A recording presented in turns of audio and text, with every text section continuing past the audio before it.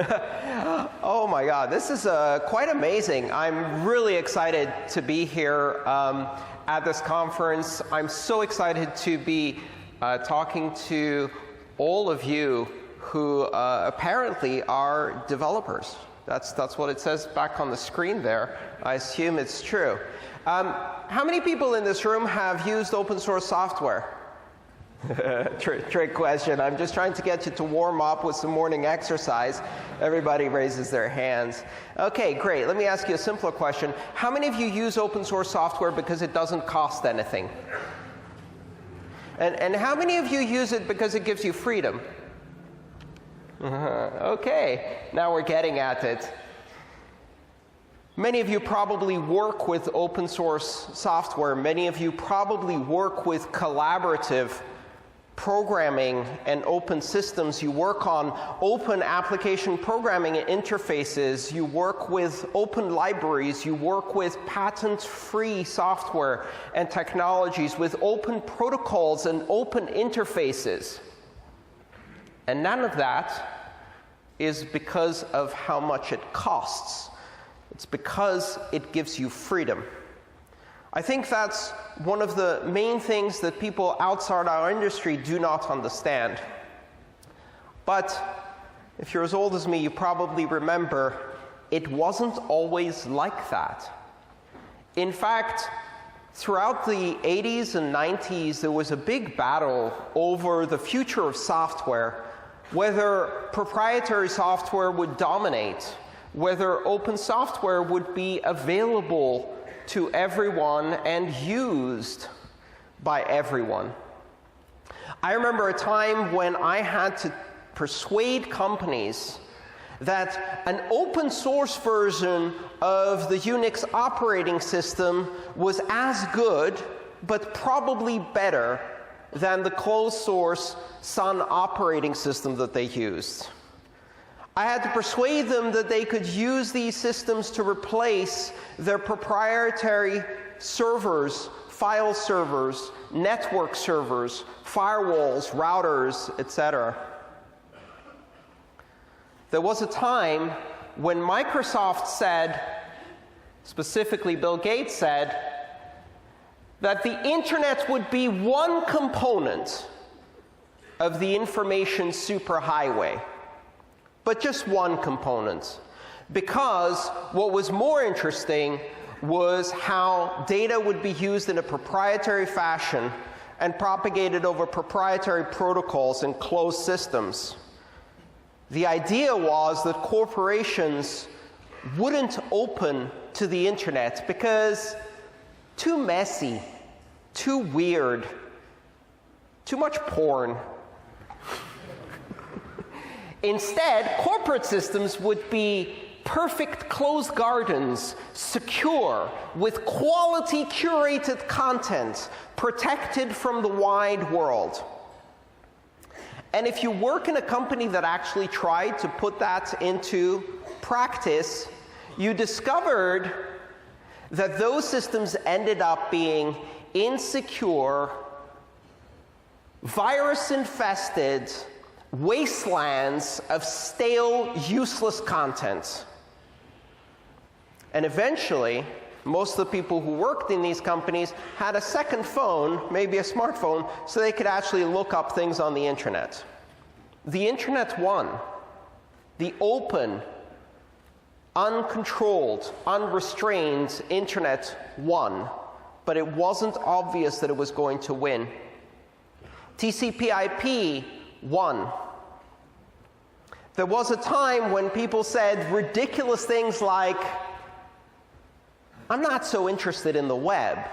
I'm interested in the technology behind the web, HTML. To misunderstand the power and purpose of a system like the web so much as to think that the value of that comes from a representational format for data and the ability to link it to other data, and miss the point that the really interesting thing is the ability of anyone, anywhere to become a publisher, the democratization of publishing, the open access to all of the information in the world, where if it's closed, it's irrelevant. If it's not accessible, it's irrelevant. And today, people say, I'm not interested in Bitcoin. I'm interested in the technology behind Bitcoin, the blockchain. 2 days ago, when this conference opened and people were asked, what is the thing you're most interested in? Blockchain, right in the middle of the screen, the biggest word there, blockchain. The blockchain is a data structure. It's not even a particularly interesting data structure. It's a hashed linked list. From a technical perspective, it's kind of boring. What's really interesting about the blockchain is how a blockchain is created. What is the process for recording data in a blockchain? And Bitcoin introduced a mechanism to do that, which is open, decentralized, neutral, borderless, and censorship-resistant. Open, neutral, decentralized, borderless, and censorship-resistant. Kind of like the web. Really, that's the interesting thing about the open web, that it is open, that no one really controls all of it. And even when some companies control big parts of it, there are parts that are free and weird, encrypted, underground, still open to create incredible new inventions like Bitcoin, which popped out of the internet and no one expected it. Neutral, because for the most part, content is routed across the web without regard to the content itself, or really to the source and destination. Censorship resistant, because you cannot erase the web. You cannot remove information from the web. Bitcoin introduced a way to apply this to trusted information, specifically the most important trusted information, which is the ownership of currency, money. It created a way to have a recording of ownership in the blockchain without allowing anyone to have control over who can own money, how they can spend it, and who records on this blockchain. Bitcoin made money open, neutral, borderless, censorship-resistant, and decentralized. And the artifact of that technology, the deliverable, the product, the thing that gets recorded on your software node is the blockchain. And that blockchain is a necessary but not sufficient component to create the real magic, which is a platform for trust that is not controlled by anyone, that cannot be erased or changed after it has been recorded, a system that is open, neutral, borderless, and censorship-resistant. It's not about blockchain. In fact, if you take blockchain technology and you apply it in an environment that is closed, such that it is controlled by one party, such that a party can decide which transactions get recorded and which ones are not good transactions. They're bad transactions, evil transactions, ones that should be censored. Then you lose all of the interesting properties of the open blockchain. So whenever I talk about this space, I always put at least one word before blockchain, and that is open blockchain. And open means open source, it means open access, it means open to innovation without permission, it means innovation at the edge, not the center. It means no one is in control. It means there is no censorship. It means it is neutral. You don't require a patent to participate in this technology.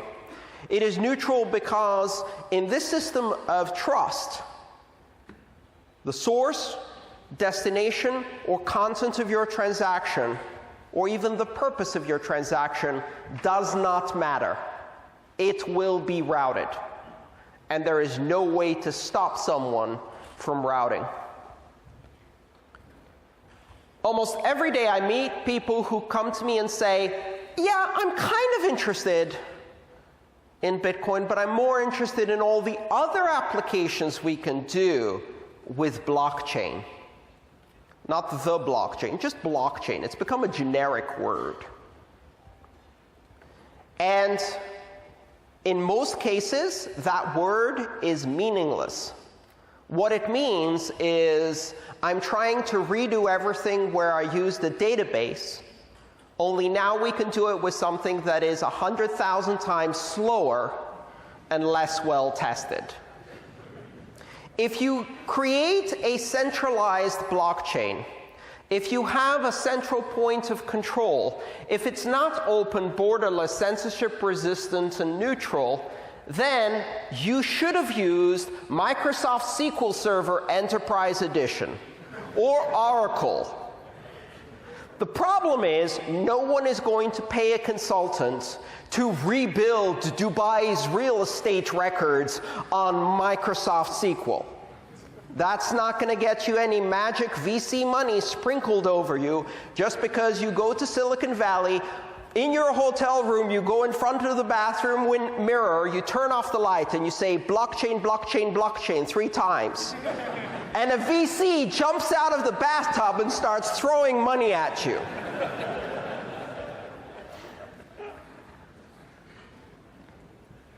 I did a talk which was censored on Facebook the first day it was published. And it was called Blockchain versus Bullshit.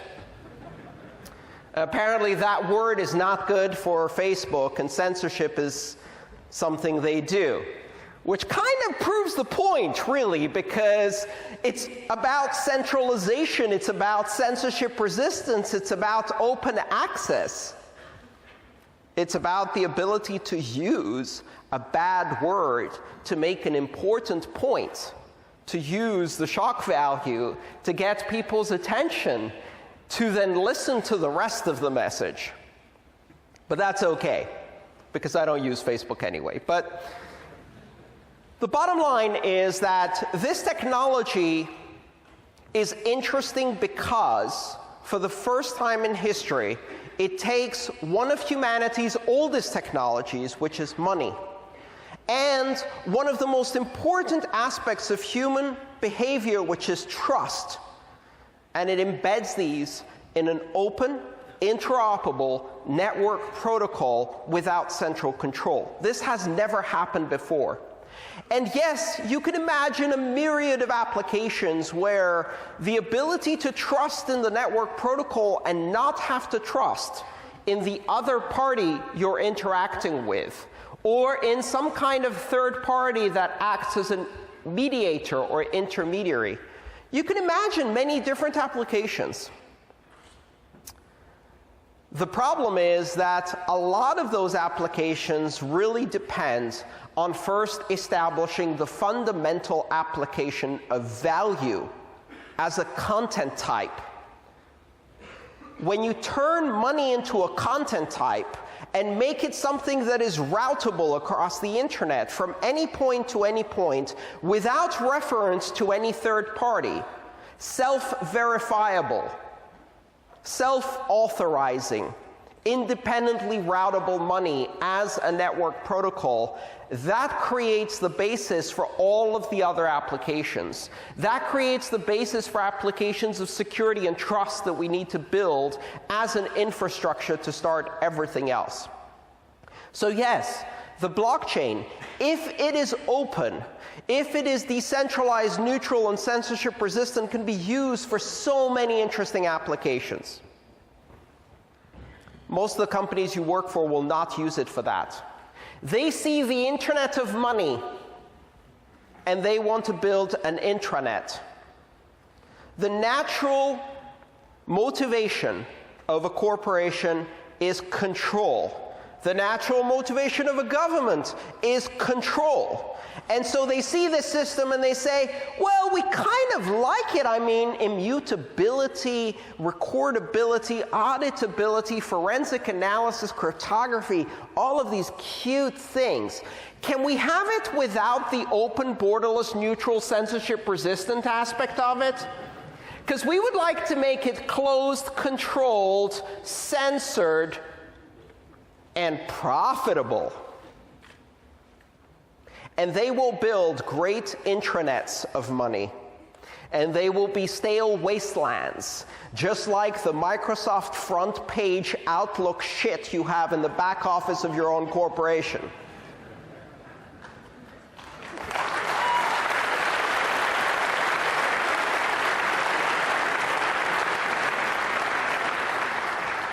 So when somebody says, I've got a blockchain, I'm going to apply it to my new application, the first question you should ask is, what kind of blockchain and why do we need one? I only have one slide, but if I wanted to do a perfect presentation about blockchain to a corporate environment, as one of my friends on Twitter recently said, you only need one slide. It says, you don't need a blockchain. Thank you. Questions? The bottom line is that the number of applications where you truly need a borderless, global, censorship-resistant, neutral platform to establish trust and immutability that cannot be attacked or compromised by anyone, not even colluding state-level actors and giant multinational corporations, despotic, disgusting, dictatorial regimes, censorship-ridden hellholes. The only applications you need for that can be counted on the fingers of one hand, maybe. But I'll tell you which one application immediately is important. Money. We don't like to think that money is an important application, especially in Western liberal culture. Money is dirty. It's the root of all evil. It's not the money that's dirty. It's the current architecture of money, which is centralized, hierarchical, and controlled, that is dirty. Turning money into a network protocol that we can spread to the entire world and give to every person who currently doesn't have access to banking facilities, to the billions of people who are cut off from the current financial system, just to give us a bourgeois sensitivity of safety, which is a lie to start with. A system of control so pervasive that it has been weaponized throughout the West to be used as a system of political power and control. Proprietary money is the cancer of modern societies, and it has infected democracy, and it is killing democracy.